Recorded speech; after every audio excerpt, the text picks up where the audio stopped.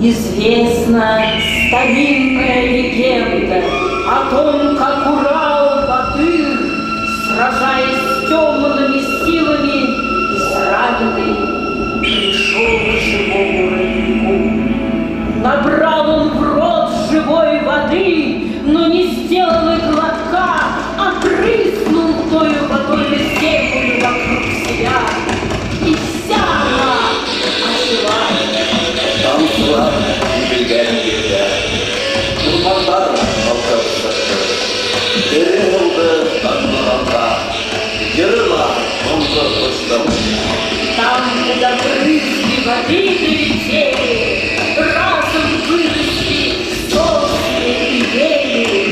Пусть серебеют голые чаши, пусть птицы щебечут звонкие и сладкие.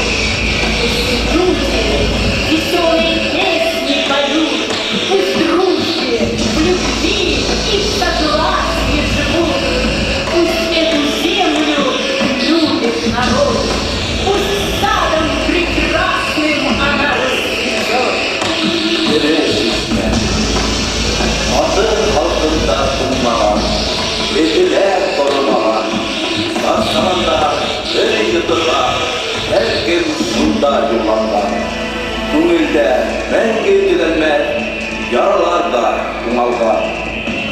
Отпустит пара тебе я дам, коня того не спалить за